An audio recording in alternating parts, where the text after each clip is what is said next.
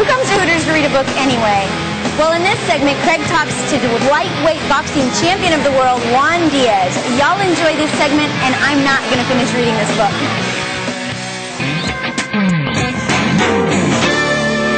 Hi, everybody. Craig Roberts, our special guest, is the lightweight champion of the world, JUAN DIAZ, the baby bull who's coming off the win over Popo Freitas.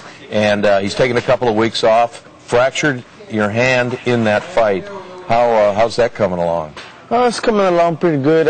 I've been on the cast for 2 weeks now. I got about 3 more to go, and it should be back to new again. Freitas was considered the toughest guy you've gone up against. You may differ with that, but certainly he had the best record of anyone that you've fought, and also an international reputation. You just tarred and feathered him, especially in the 8th round. He could not answer the bell for the 9th.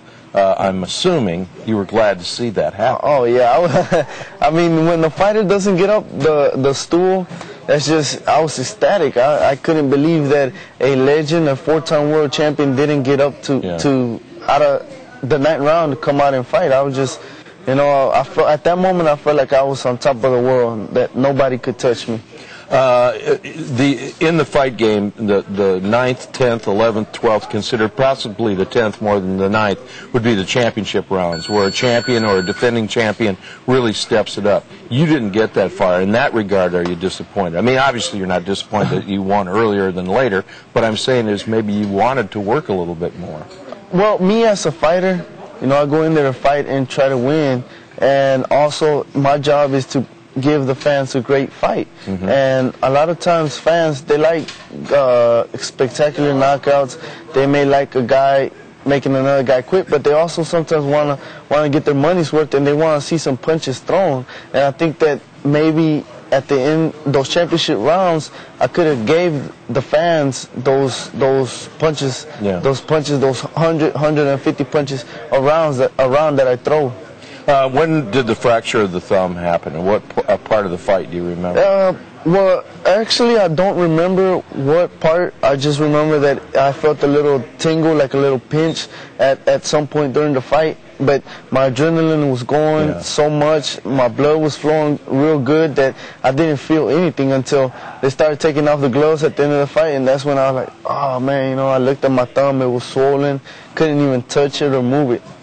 Okay, where do you go? I think I started to ask this question, then I, meandered off the topic. Of course, you have talked before. You're aware that will happen to me. I get carried away. What's next? Who's next?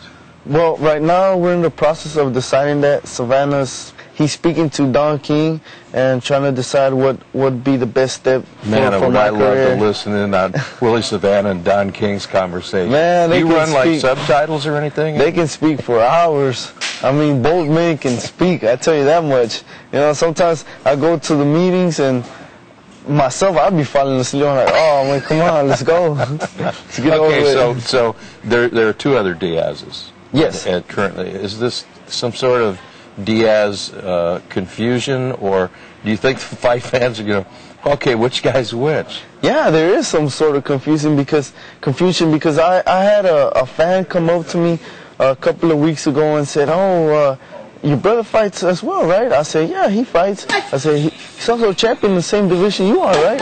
I said, no. No, it's not him. See, but your little brother, Jose, is 13-0. Congratulations. I watched every punch that was thrown. And Popo, when they raised him up on his second shoulders, I didn't care for that, and I know you didn't either. No, I don't know why he did that.